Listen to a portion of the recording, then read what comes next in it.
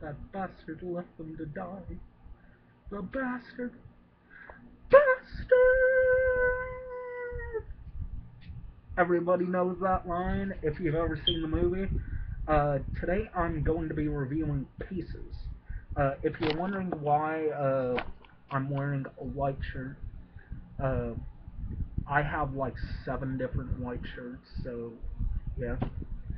This one has seen its age, so yeah, that's why it might look a little worn. But anyways, enough about my shirts. We're talking about Pieces. 1982 exploitation film. It's a Spanish film. It stars Edwin Purdom. I think that's how you would pronounce his name. Um, it stars Linda Day before she was Linda Day George, and still, even to this day, she still looks beautiful. Um, Chris George is in it too. So you've got Chris and you've got Linda Day. So you've got those two. Then you've got the victims. I forget the victims' names. But Linda Day plays a tennis instructor at a college campus. She's she just got hired, and all of a sudden, these people are getting killed. But rewind 40 years, so 1942. It's the 40s, of course, and we've got this little kid. He's building a puzzle. Simple. Little kids, at least when I was a little kid, I used to love puzzles. Hence why I love the Silent Hill games. I love puzzles, man. Um, they help your mind. But anyways, he's building a puzzle, and his mother comes in smiling and whatnot. And then she looks over, and she sees what kind of puzzle he's building. It's a dirty puzzle.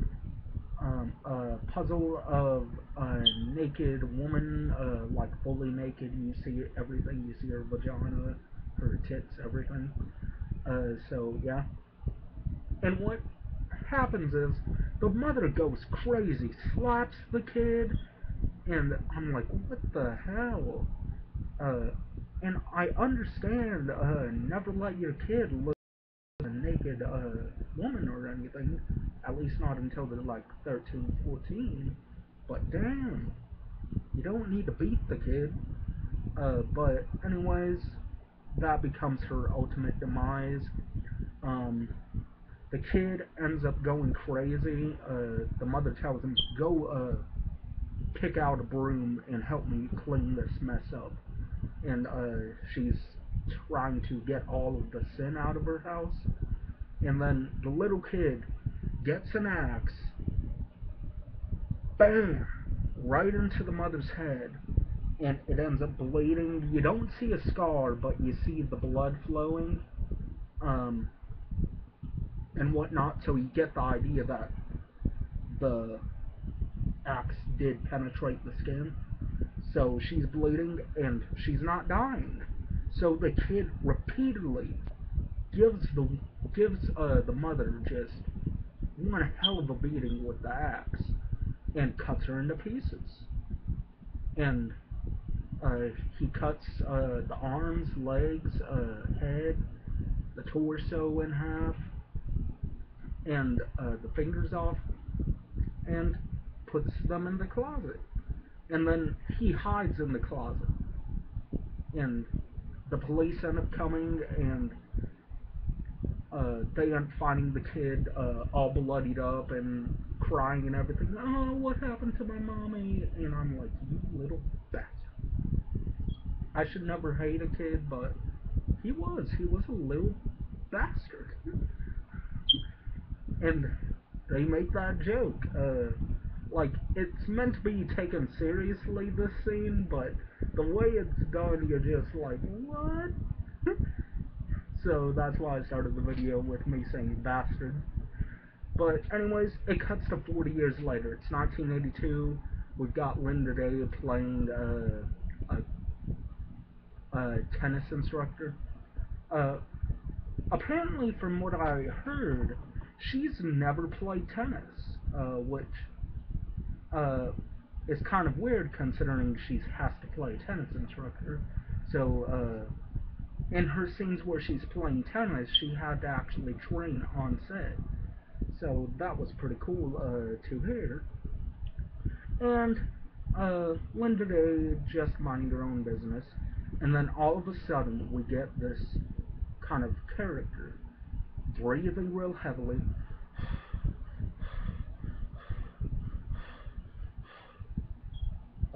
just breathing real heavy, and he wears all black. He wears a black fedora. It looks like a fedora. Um, he wears like a black trench coat, like just enough to where it covers his face, so you can't tell who it is. He wears black gloves, not rubber gloves, but like some kind of gloves. I forget what material it is. And he wears black trousers, and he has a yellow chainsaw. And this girl is studying, and the gardener who has a chainsaw is hacking away at the bushes and everything, trimming the hedges. And she's like, "Can you turn it off?" And the guy says, "Just a little bit." Uh, and then he eventually turns it off. And then you hear the chainsaw of the killer, and you end up seeing the killer go up to the girl, start up the chainsaw, cut off her head, and you see it in full effect too. Like you see the decapitation, you see the penetration and everything. So I think that's pretty damn cool. Like that in the 80s, like that caused a lot of controversy. Nowadays you can get away with a dick being snapped off with uh, pliers and whatnot in that I Spit on Your Grave 2010 remake. I think she took pliers and snipped the dude's penis off. Speaking of penis, the ending. Ooh, the ending will get you. So I'm gonna be spoiling the ending for those who haven't seen the movie. Click off the video at like the within a couple minutes. I'll tell you when I'll spoil the ending. Um, but anyways, we've got these crazy cast of characters. We've got this lieutenant on the force, and he's just a, well, he's not really a lieutenant. He's new to the job. He's a noob police officer played by Chris George, and he's like, "Okay, sir, what do you want me to do?" And he's just trying to solve the case, and people end up dying left and right, and you get this one impossible death. This woman is in the elevator. The killer has a chainsaw behind his back. How he is able to fit this chainsaw into a pretty cramped, I mean, it's a pretty big elevator, but two people is just enough. And he grabs the chainsaw from behind his back, starts it up, and somehow he's able to start it up in the middle of this elevator, and the blade comes out right to the wall. So he has to somehow Jerry rigged his way in and just starts it up and ends up cutting off the woman's arm, and he takes certain parts off of the women. Like he'll take a hand, he'll take a leg, an arm, you name it, like the limbs he cut off of his mother. And he's trying to create his mother. And what's cool and strange and creepy all at the same time is he's still got that puzzle. And uh, before each of his murders and after each of his murders, he puts more and more pieces into the puzzle. So pieces has a double meaning in this movie. Pieces of the body and pieces of the puzzle. So you've got that. And more and more girls end up dying. One girl dies in a waterbed. It's pretty cool. Uh, the deaths in this are pretty damn gory for a 1982 flick. Damn, they got away with a lot of stuff in the 80s, man.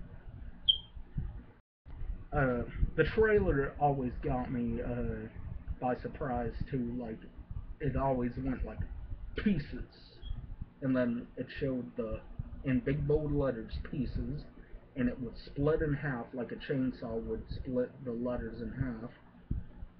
Like you'd have the P and the I, the upper part of the P right here, and then the bottom parts of the letters right here, and it would be cut, and then it would say, "It's exactly what you think it is, and you don't need to go to Texas for a chainsaw massacre."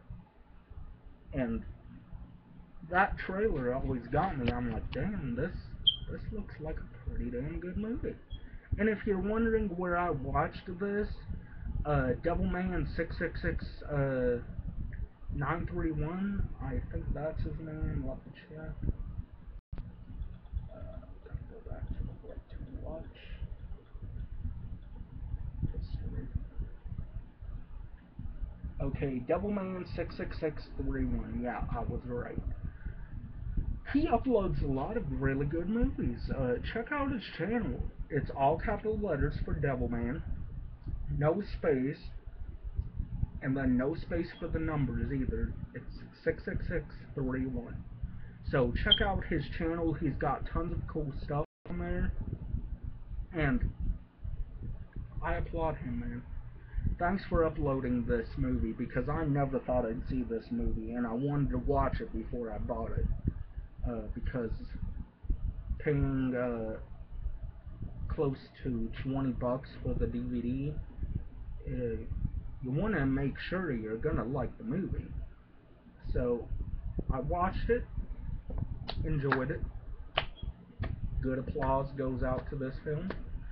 Um, and uh, we, the two people, Linda Day and Chris George, they're trying to figure out who this killer is, and we're trying to figure out who this killer is too. So we're following these two people around, and we get all these suspects, and here comes the spoilers. So in the description at about 12:46, here's the spoilers, folks. Um, we end up finding out the killer is none other than the Dean, Edwin Purdom. And how could a man this skinny be like this big, heavy breathing man in this trench coat? How in the hell could he be that? But anyways, he sounds like a boring guy to begin with, and I'm like, how can he be the killer? You wouldn't expect him to be the killer because he's only on camera for a little bit. And so you've got that, and the cops end up gunning him down, and just, he's dead. Gunshot right to the head. And he paralyzed Linda Day, and she can't move. Of course, she's paralyzed, duh. So she's paralyzed from the waist down. So she can't move her arms, can't move her legs, can't move her stomach or nothing, but she can breathe and she can hear. But she can't speak. So the cops end up coming in.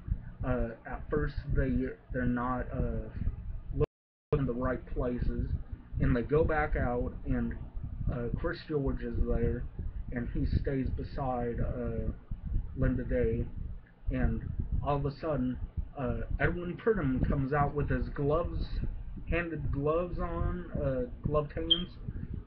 He has a knife, getting ready to stab Chris George, and I'm just like, oh, whoa, this looks interesting, man. If I had popcorn, I'd be like, ooh, it's getting good. Yeah. And then all of a sudden, the cops show up and shoot him in the head. you're dead. Nothing's going to come back to life. And then they're getting the body out of there, and uh, the police officer's like, you know what? This house is kind of like full of surprises. And he ends up moving his elbow back, and the bookcase ends up turning, and there you see where all the body parts end up. They're stitched together in really cool effects too. Like the stitching looked great. Uh, and the body ends up falling on top of Chris, and I'm just like laughing because the way the body falls and the way Chris screams is just absolutely awesome. He ends up screaming like a girl, and the way the body looks, the head you can tell is a dummy head, and just falls right on top of him, and the the arms, because they're fresh, are just wiggling really weak. And then it cuts to another scene, and then here's where you get the ball breaking ending. The Chris is like, "Hey, I forgot my thing," and he picks it up off the table, and then the hand from the body comes to life, grabs his crotch, and then rips it off, and then it just shows him screaming, and you're like, oh man, that hurts. Like, you don't see the balls of the hand or the scrotum in the hand, but you get the point. And it's just like, ugh. And uh, it just goes to a still shot of Chris Stewart screaming, and then it goes to the credits. And I'm just like, man, that was an awesome movie. I knew that ending was coming, but man, but actually seeing it right there made me believe that they could get away with something like that in 1982.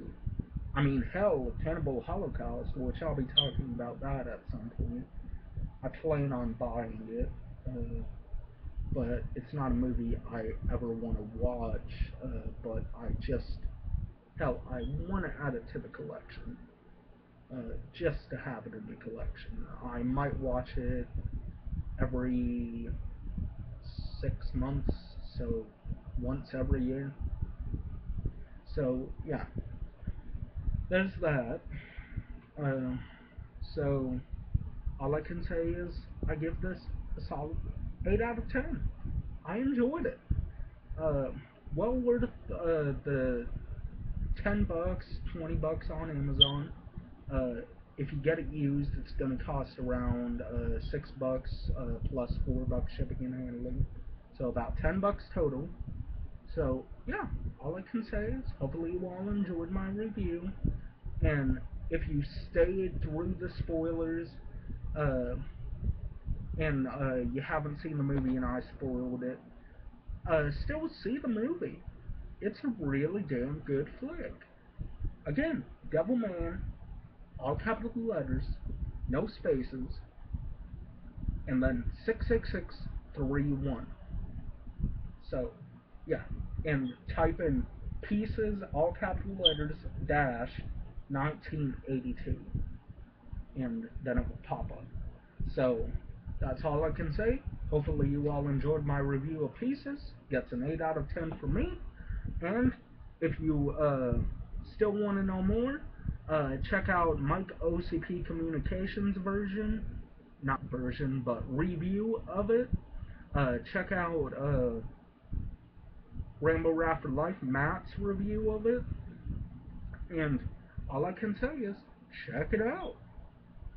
So, peace. Hopefully you all enjoy. I'm out. Laters.